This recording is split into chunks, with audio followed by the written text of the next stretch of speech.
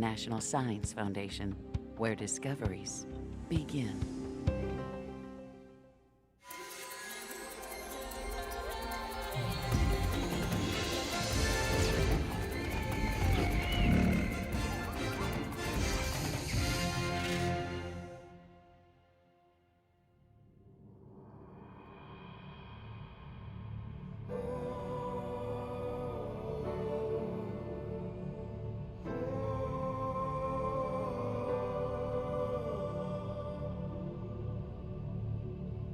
Beneath the earth we know lie other worlds, hidden from sight, lost in time. But sometimes we can glimpse a lost world through remnants of the past. We definitely got a skull. Lower right, what do you think? It's hard to say. Maybe This story begins with the discovery of unidentified bones. depositional environment. Hey, it's part of the Niobrara A team of Formation. paleontologists will try to figure out whose bones they are and what world they came from. So we got a time frame. That's a start. They were discovered in Kansas, mostly farmland today. But once, Kansas lay beneath a vast sea.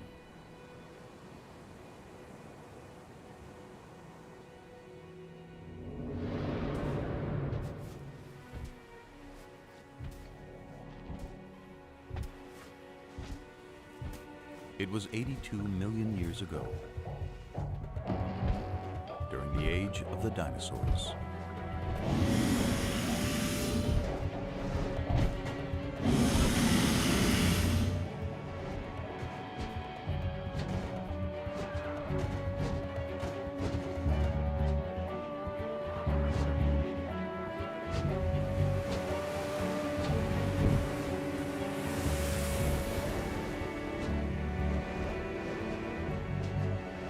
But there was another world of giants on Earth. A submerged world, where enormous reptiles ruled seas filled with incredible creatures.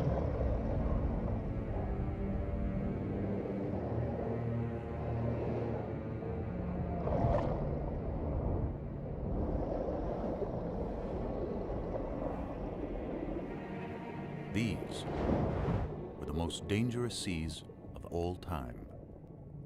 No living thing was safe.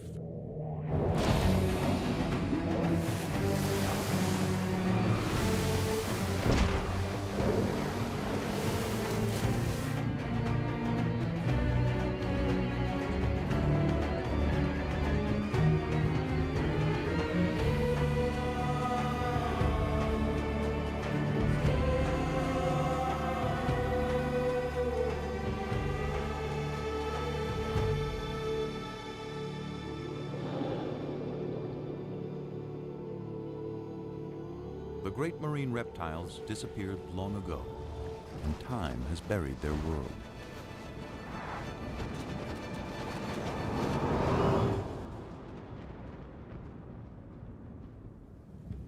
But any of us might still encounter a sea monster.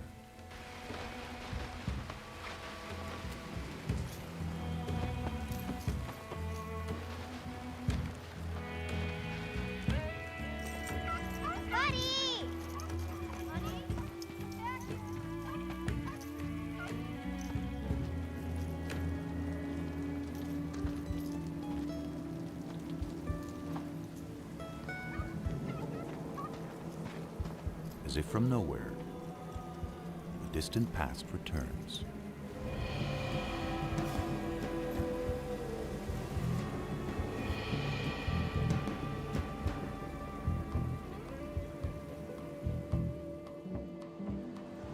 The scientists hope to find not just the fossil of an ancient creature, but a story recorded in its bones.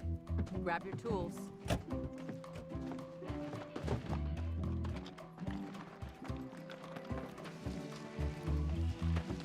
Rain washed some of the chalk away and exposed it. This is great. Okay. They recognize it as something special, Skull's very long and narrow. a rare Dolichorhynchops, a dolly for short.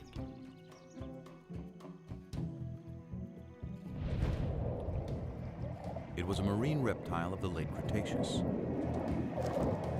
a little bigger than a dolphin, and a fast swimmer. To unravel any story the bones may tell, the investigators will draw on everything they know about marine reptiles. Yeah, it looks like a Hesperornis. Their fossils have been found around the world over decades. Yeah, the matrix materials we've got in the lab seem These finds will help the team piece together the story of the dolly and picture the moment in time when it swam in the sea. In many ways, the dolly's world was far different from ours. The climate was warmer, sea levels were higher, and more of Earth was submerged. This dolly would have lived in a vast inland sea that cut North America in two. Marine reptiles were also found in the waters around Europe, which was a scattering of islands, and throughout the world's oceans. In time, they died out and sea levels retreated, exposing vast areas of seabed. Fossils from the ancient oceans turned up on every continent.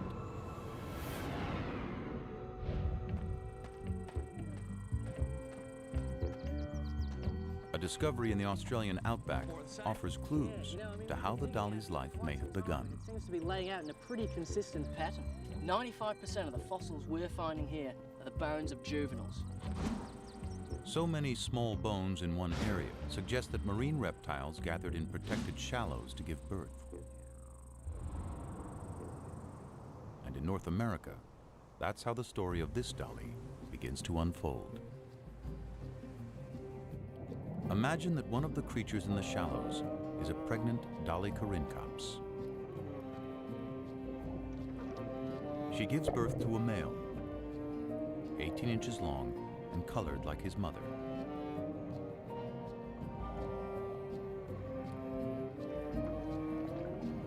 And a female, darker in color, with light patches below her eyes. And it's her life we begin to follow. She and her brother are air breathers. Instinct tells them what they have to do in their first minute alive.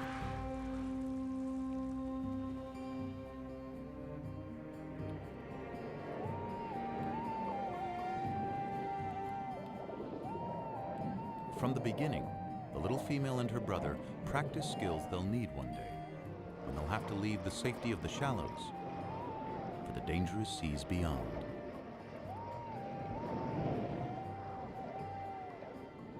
If she survives the perils to come, she'll return here one day and have young of her own. Already, she finds competition for food. There's the Hesperornis, a bird that can't fly and has a beak full of sharp teeth.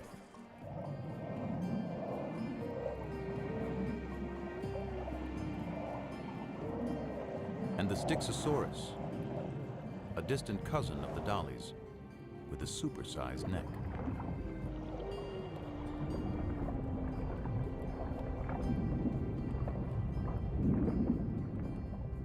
An adult can reach 35 feet in length.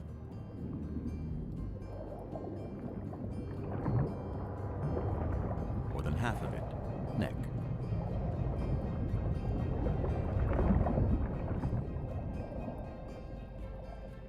Its shape makes it a slower swimmer, but it's great for catching fish.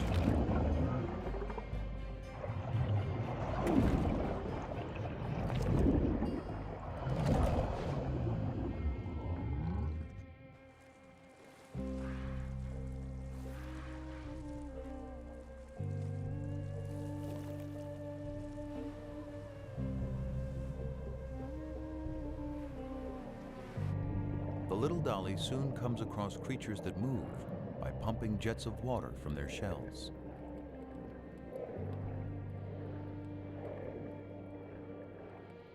They're called ammonites, and they thrive in the ancient sea.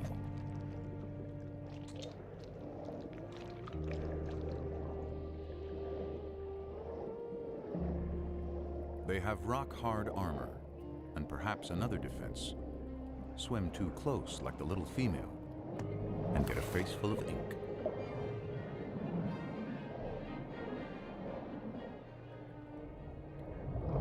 But that doesn't stop a young platycarpus when it wants a snack. Ammonites were once abundant, and their fossils have been uncovered often, even by a road crew in Texas.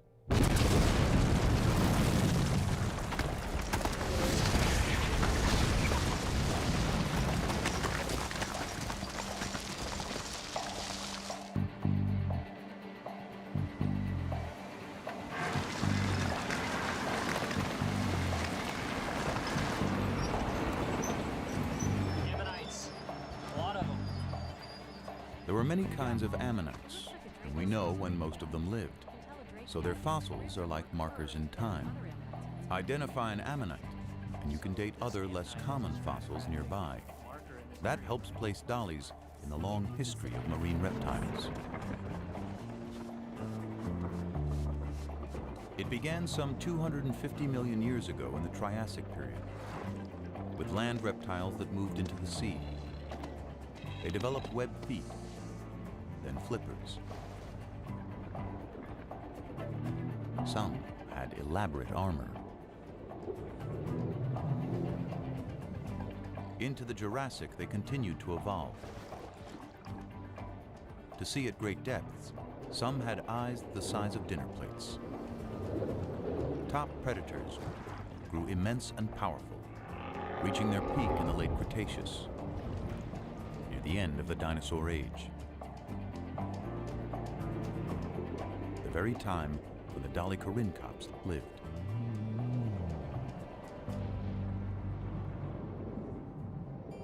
Months have passed, and the female and her brother are now juveniles. But they're still in the safety of the shallows, and unaware of the huge predators in the sea beyond. For now, they're mastering the art of catching their favorite prey, herring-like fish called untold.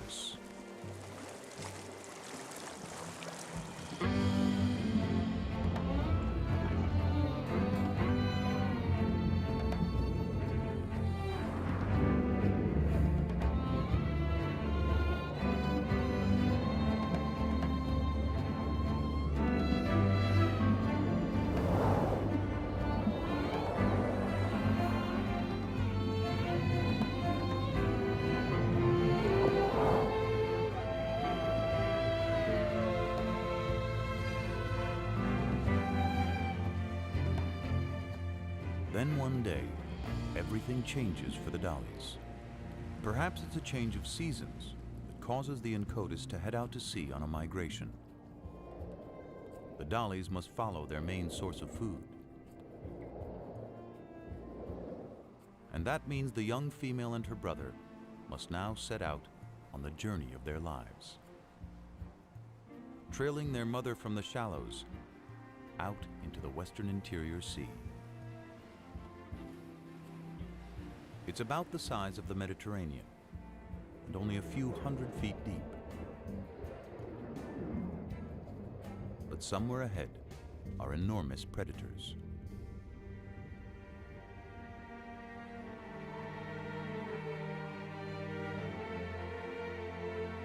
We know because where those predators once swam, the layered earth holds their remains as if a vast graveyard. Exposed to wind and rain, it gradually reveals what's within.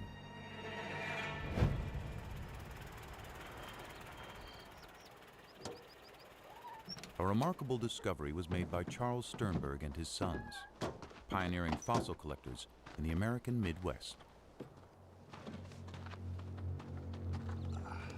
I covered it so nobody else would notice and disturb it. Yeah. Skull looks like some kind of tylosaur. Big one. Levi, should look over there, about where the It was a tail creature might like this the dollies might encounter in deeper waters. Like limbs. waters filled with dangers.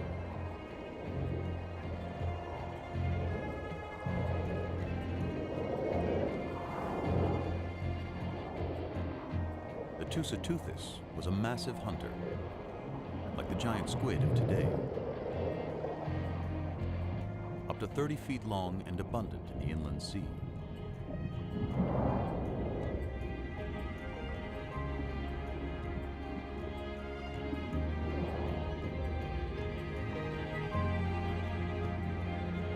It was too big to be attacked by the platycarpus, who settles for smaller prey.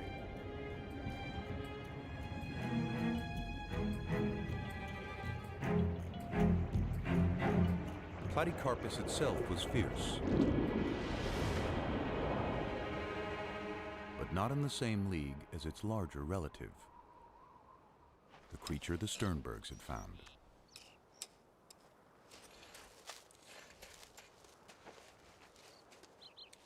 Few ocean predators ever would compare with the beast they were uncovering.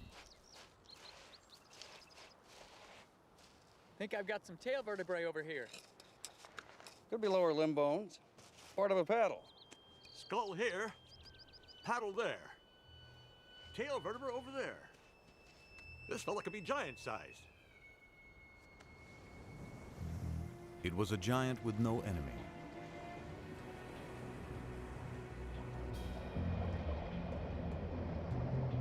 A great reptile called Tylosaurus. One of the largest and most ferocious creatures of any age.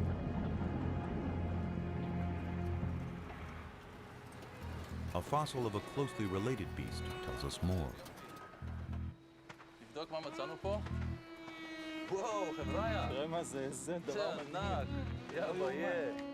משהו מדהים, מדדת? Its eyes were as big as grapefruits. מטר וחצי. מטר, מעל מטר וחצי. Cone-shaped teeth filled its jaws and the roof of its mouth. Perfect for seizing prey.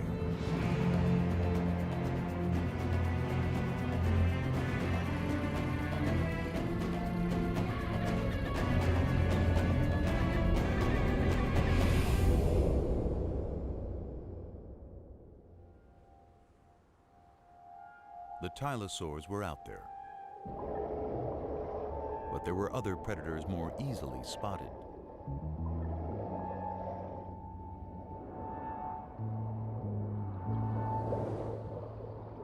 As fish go, Xiphactinus was gigantic, up to 17 feet long.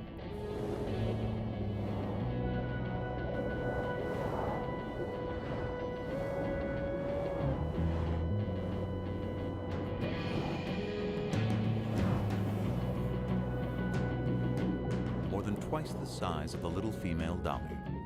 It was a hunter that could kill quickly, and this day, one did.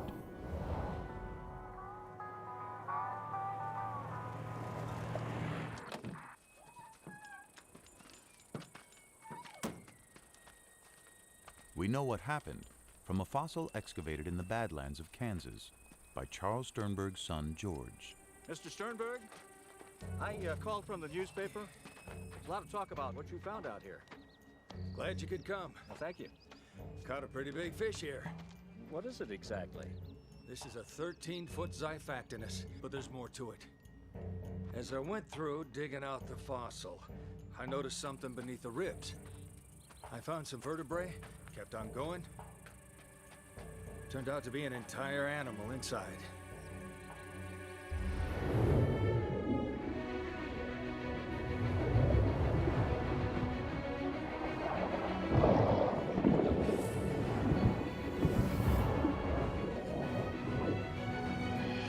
The victim was a 6-foot fish called a gillicus.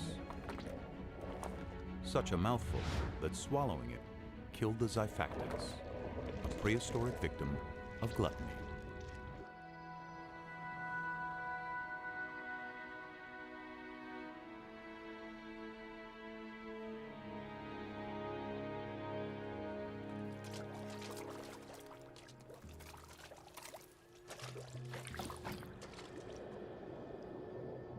Weeks pass, and the dollies are now far from any shore, venturing into a sea turned magical by night. Microscopic plankton give off an eerie glow.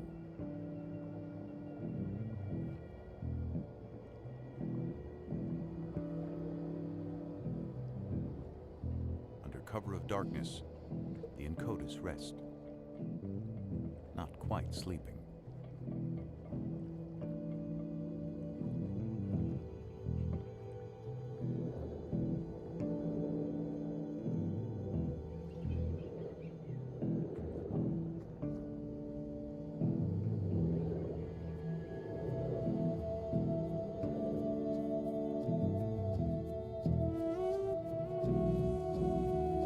Below, there's a mass spawning of straight-shelled ammonites.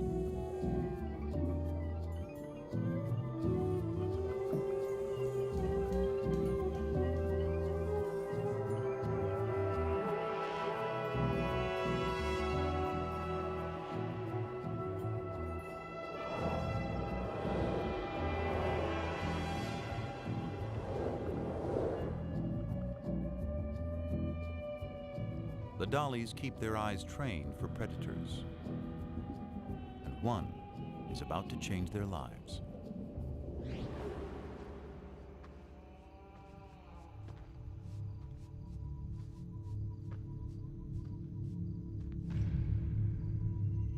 There's hundreds of shark's teeth here.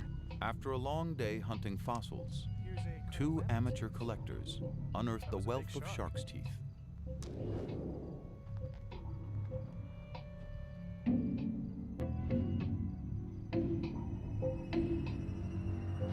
So many have been found around the world that it's clear sharks were thriving during the age of the sea monsters. The Cretoxyrhina is as big and lethal as the great white of our day.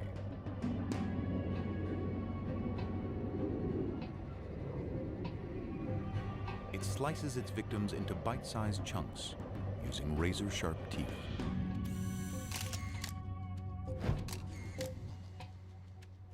Kijk naar de littekens van deze schedel. Beslist het teken dat er gebeten is. There is evidence from a Dutch quarry that ancient sharks fed on even the largest marine reptiles, leaving tooth marks on their bones.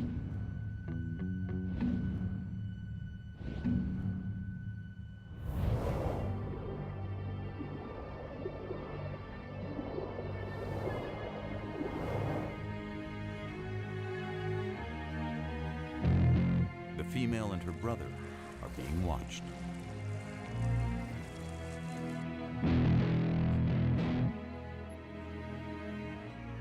But it's their mother who becomes the target.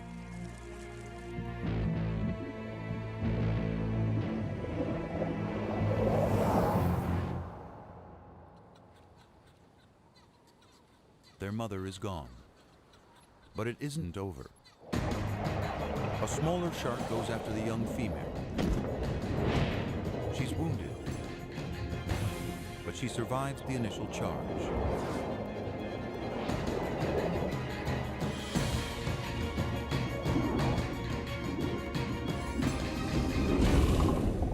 Perhaps the shark was not as lucky.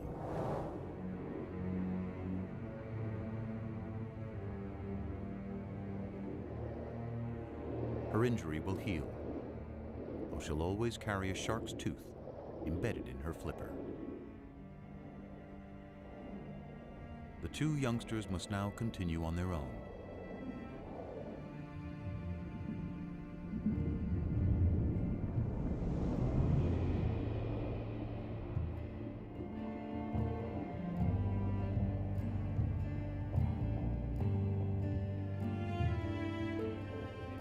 If the female and her brother are going to survive, they'll have to find food and their way in this vast inland sea.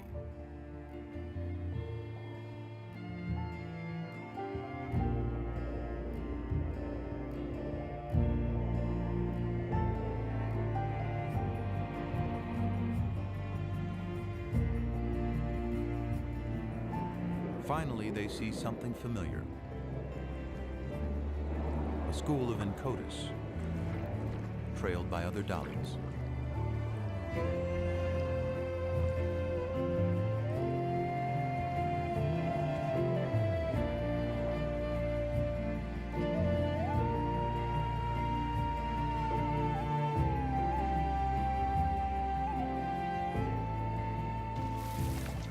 And by the flightless Hesperornis.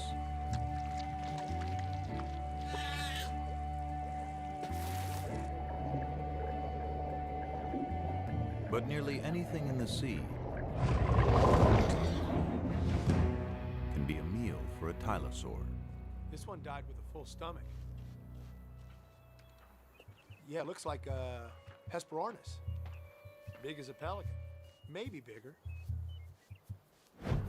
The stomach contents of a single tylosaur reveal its enormous appetite. I think so. This looks like the bone of a 3 to 5 foot long teleost fish. Got a bone here from a small mosasaur, probably the size of an alligator.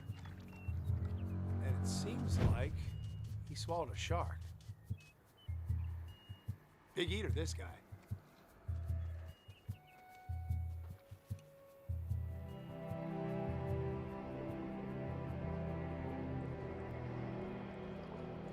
For several weeks, the travelers push on. The female's flipper is slowly healing, the embedded tooth now surrounded by scar tissue.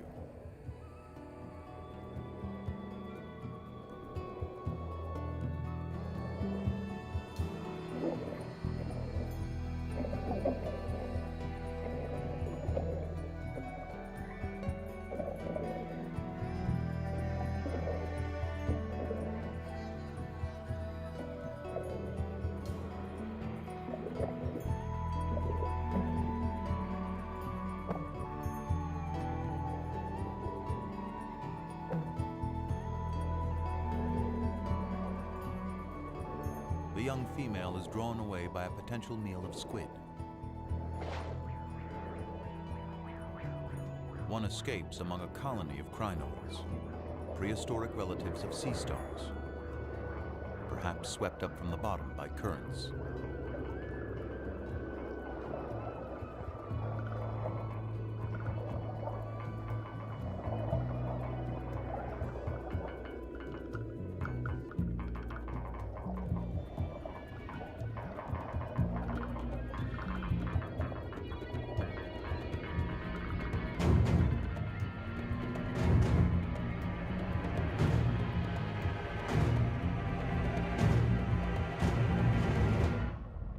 Female has put herself directly in the sights of a giant. Taking the exposed parts of the skeleton together, skull to tail, I make the specimen about a 29-footer. Yeah.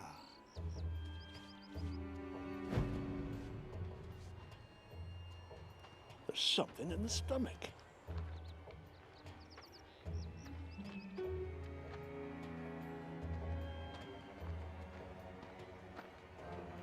They had found the monster's last meal entombed within its ribs.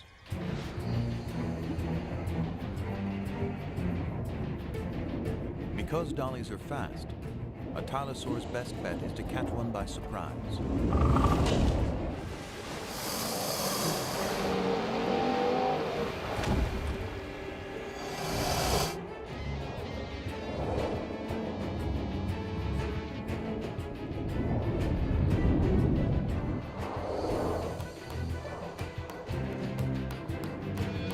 The female escapes, but her brother doesn't see the danger coming.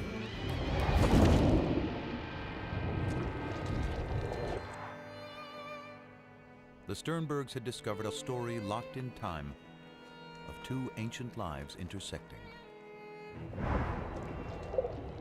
But why did the predator die so soon after eating the dolly? Tylosaurs were likely territorial and aggressive, even with each other. Perhaps an older tylosaur suddenly appeared.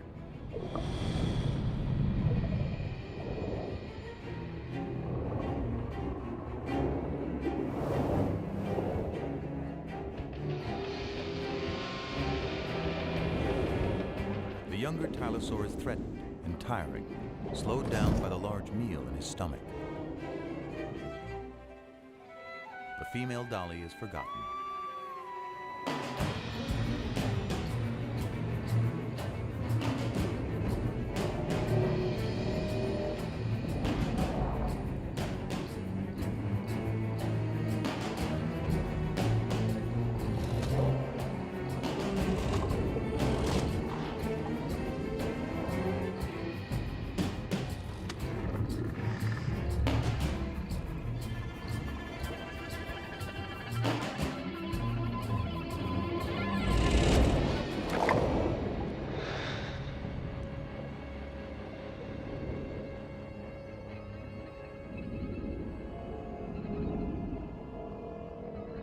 The younger Tylosaur is mortally wounded. But his story isn't over. His final fate was recorded in stone. A shark's tooth lay near the fossil. Look at this!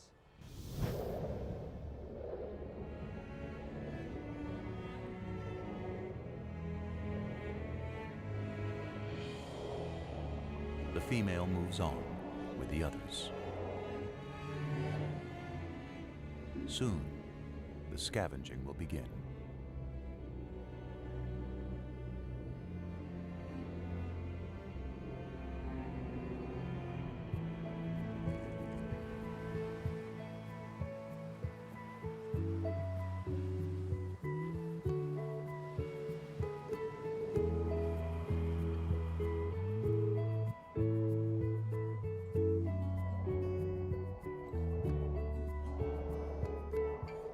The young Dolly has seen the deaths of her mother and brother, but she survived.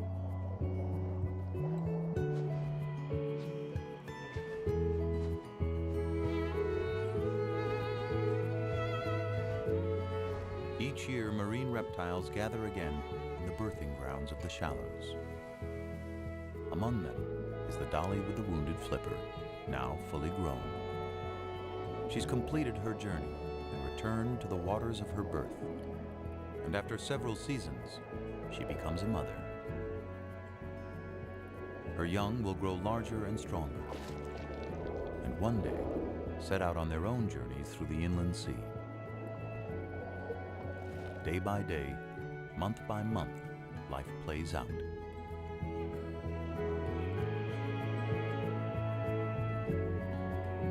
She sees several litters of her offspring mature and depart on lives of their own. Eventually, a year comes when the mother can't finish the migration. One quiet day, when old age has weakened her body, her life comes to a gentle end.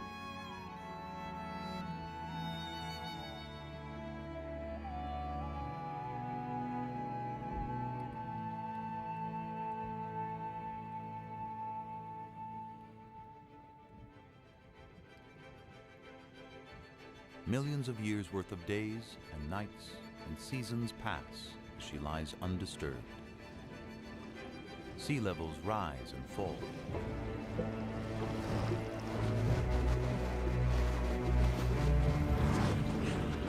Around the world, continents shift, and volcanic activity changes the face of the Earth.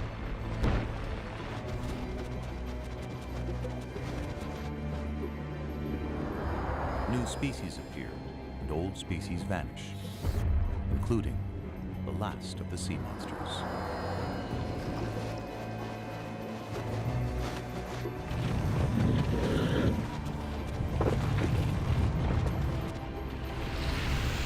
Beneath the shifting land, the remains of the great ocean reptiles are turned by time into rock.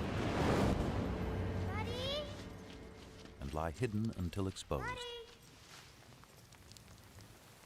This time by a summer rain.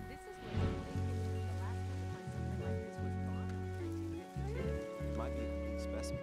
How are we going to take it out? We may have to plaster the whole thing and take it out in a jacket. Hey, come check this out. There was something unusual about one of the rear flippers.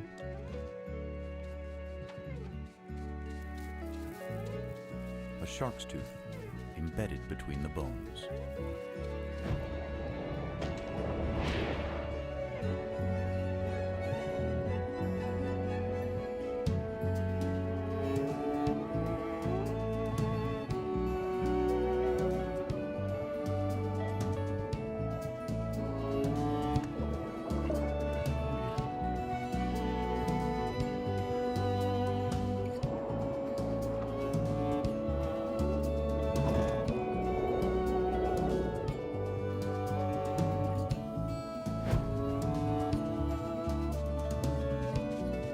After 82 million years, the female Dolly Corincops has returned to tell her story.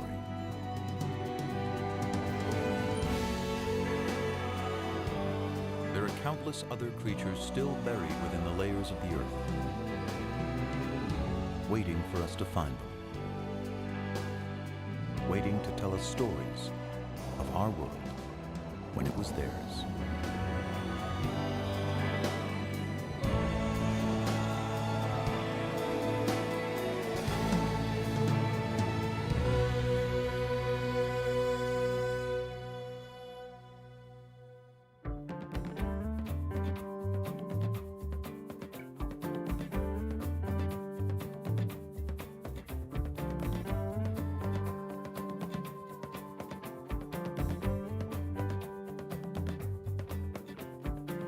Looking for clues, traces, and signs, scraping away the dirt and dust of time. Oh, the dust of time. Digging out the mud that conceals, take it away and it reveals hidden stories, hidden lives, hidden stories, hidden lives. These are the marks and scars of time. We're digging out the mud. These are the fragments of the long gone days. We're digging out of the mud.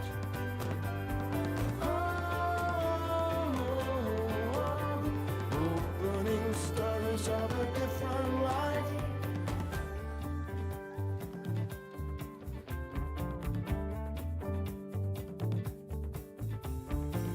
Beneath the surface, the unknown lies, stripping away the mark and scars of time. Oh, the mark and scars of